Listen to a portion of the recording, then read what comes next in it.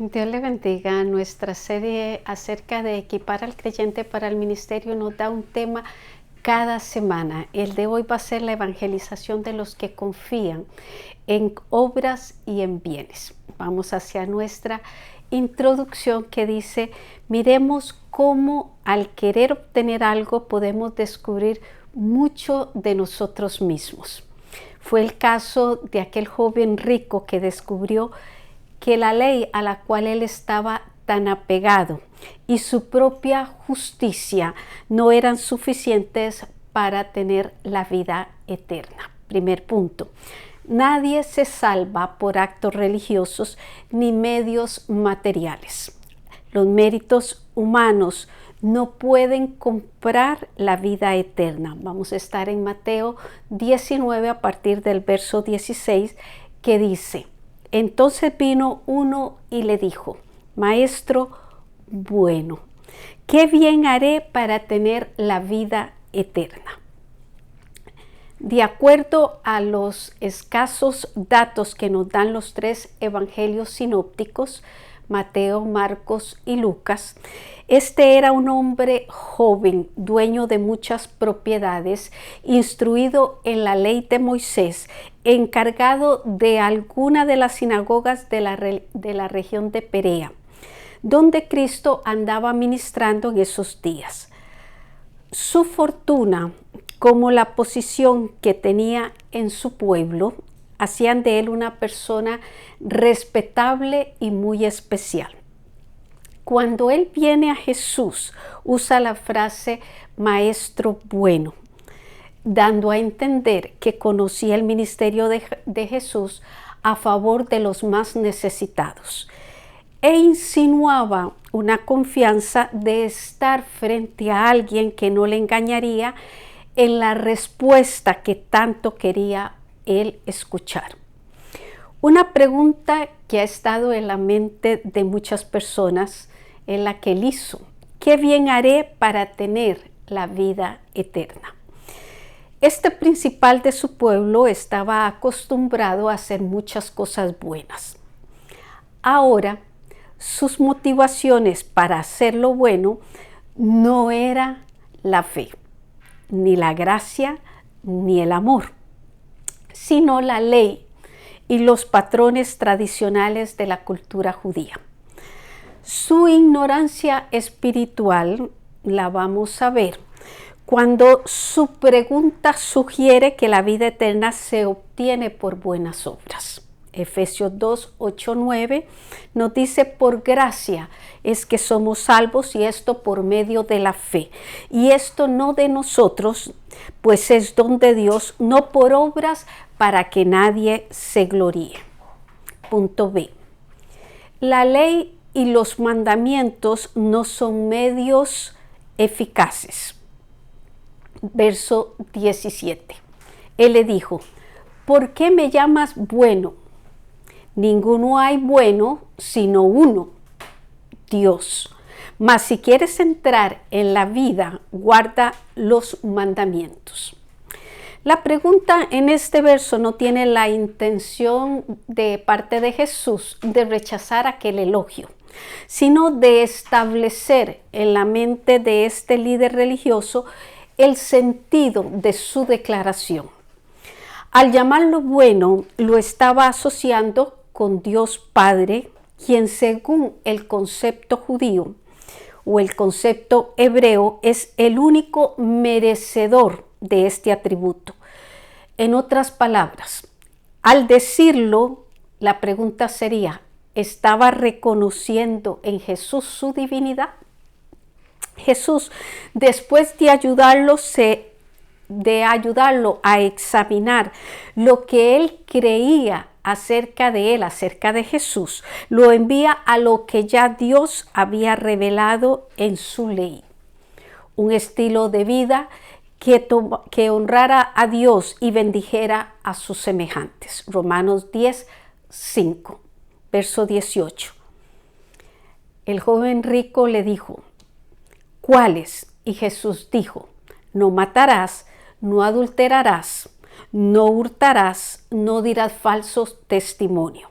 Verso 19, honra a tu padre y a tu madre y amarás a tu prójimo como a ti mismo. Jesús le cita el sexto, séptimo, octavo, noveno y quinto mandamiento del Decálogo. Y resumió, amarás a tu prójimo como a ti mismo. Esto no fue para presentar estos mandamientos como el medio de salvación, porque ese no era el propósito de la ley. Romanos 7, en los versos 7, 12 y 14. Fue más para poner el dedo en la necesidad que presentaba aquel joven. Verso 20, el joven le dijo, todo esto lo he guardado desde mi juventud. ¿Qué más me falta?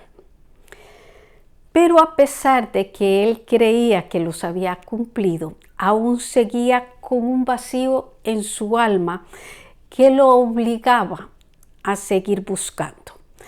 En la versión de Mateo 19:20 es el hombre quien pregunta, ¿qué más me falta? En la versión de Lucas 18:22 es Jesús quien le declara, aún te falta una cosa. Lo que le faltaba era descubrir la fuente de la gracia divina, la cual solo puede verse bajo los ojos de la fe. Gálatas 3, 10, 11. Punto C. La vida eterna viene de la obediencia a Jesús y del amor al prójimo. Verso 21, Jesús le dijo, si quieres ser perfecto, anda, vende lo que tienes y dalo a los pobres y tendrás tesoros en el cielo y ven y sígueme. Si quieres ser perfecto, lo que le estaba diciendo es si quieres estar completo, pleno, sin esa sensación de que algo te falta. Debes salir de lo que te está estorbando. Para ello debemos ser creyentes, seguidores de Jesucristo, obedientes a su palabra. Jesús le dice, anda, vende y da. Así Jesús reveló el problema que aquel joven tenía con el efecto que estaba presentando. La exhortación reveló que las buenas obras que había realizado fueron impulsadas por la ley como una obligación y con la aprobación y aplausos de la gente. Pero el arrancar de su corazón los tesoros terrenales y ayudar a los necesitados corresponden a otra dimensión, la de ese amor incondicional que se dio por nosotros y trae como evidencia el no amar al mundo ni las cosas que están en el mundo. Si alguno dice ama al mundo, el amor del Padre no está en él. Primera de Juan 2:15. El verso 21 que estamos desglosando concluye con el ven y sígueme. Sin dar los primeros pasos, nadie puede dar este último. Nadie puede ser un seguidor de Jesús e ir en busca de la vida eterna sin renunciar a las cosas que estorban para el desarrollo espiritual o en el desarrollo espiritual.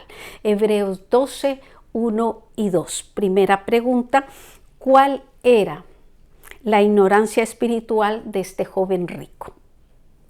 2. La salvación de los acaudalados es posible para Dios. Las riquezas materiales pueden ser un estorbo espiritual. Verso 22. Oyendo el joven esta palabra, se fue triste, porque tenía muchas posesiones. Así que deseos cualquiera puede tener, y buenas intenciones nos sobran a todos. Pero cuando nos enfrentamos a lo que Cristo demanda en verdad de nosotros, la cosa cambia. Este verso nos dice que oyendo el joven esta palabra, se fue triste porque tenía muchas posesiones. Marcos 10:22 agrega que él afligido se fue triste. Es decir, su aflicción y profunda tristeza eran prueba de que él sí quería y estaba interesado en tener la vida eterna. Pero el interés no es suficiente si no se está en la disposición de obedecer a Dios, cueste lo que cueste. Jesús, que sabe todo lo que hay en el corazón del ser humano, dice Marcos 10:23, mirando alrededor, al ver que se había entristecido mucho, Lucas 18:24.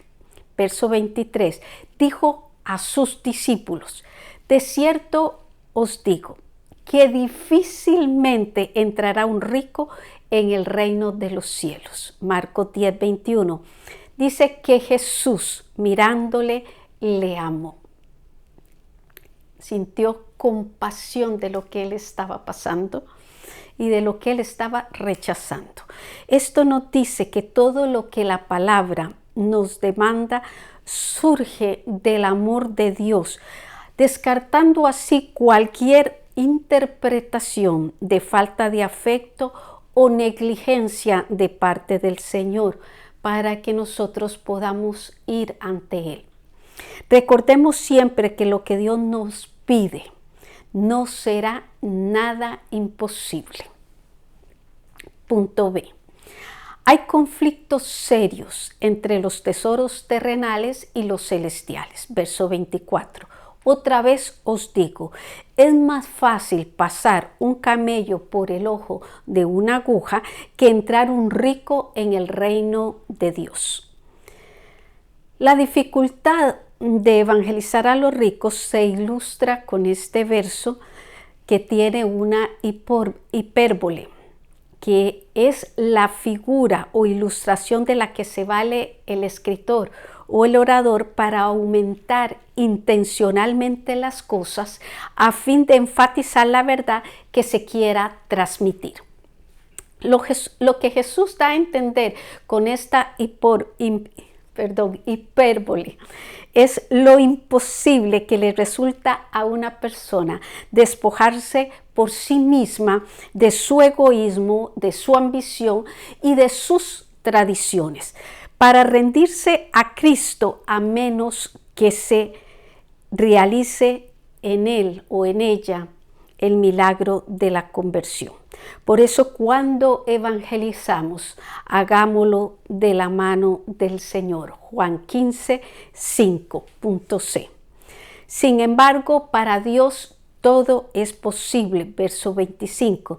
Sus discípulos, oyendo esto, se asombraron, dice, en gran manera, diciendo, ¿quién pues podrá ser salvo? Es posible que los discípulos participaran en cierta forma de la opinión común de que la riqueza era señal del favor de Dios.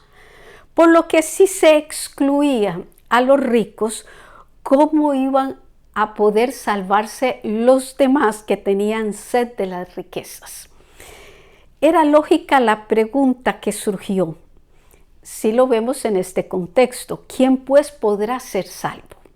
Verso 26, mirándolo Jesús, en otras palabras, entendiéndolos, les dijo, para los hombres esto es imposible, mas para Dios todo es posible. En otras palabras, la salvación es obra de Dios. Solo Él puede vencer la falsa confianza en las riquezas humanas e impartir la verdadera justicia. Los medios que Dios usa para convertir hasta el corazón más duro son, una, su palabra, que dice que es como fuego y como martillo, Jeremías 23:29. El Espíritu Santo que redarguye los corazones, Juan 16:8. La sangre del Cordero de Dios, Primera de Pedro 1:18. El ministerio de todos los creyentes, Hechos 1:8. Pregunta, ¿por qué es posible la salvación y aún de los más acaudalados? Reflexión. muchos buscan la vida eterna por medio de buenas obras. Otros la quisieran comprar con sus riquezas materiales. Pero solo la gracia de Dios puede capacitar al ser humano para recibirla por la fe como un don de Dios. Por tanto, nosotros también, dice, teniendo en nuestro derredor tan grande nube de testigos, despojémonos de todo y del pecado que nos asedia y corramos con paciencia la carrera que tenemos por delante. Puestos los ojos en Jesús, el autor y consumador de la fe, la cual por el gozo puesto delante de él sufrió la cruz, menospreciando el oprobio, y se sentó a la diestra del trono de Dios. Considerad a aquel que sufrió tal contradicción de pecadores contra sí mismo, para que nuestro ánimo no se canse hasta desmayar. Hebreos 12, del 1 al 3. Para la próxima semana nuestro tema será la evangelización acompañada de señales y milagros. Los espero.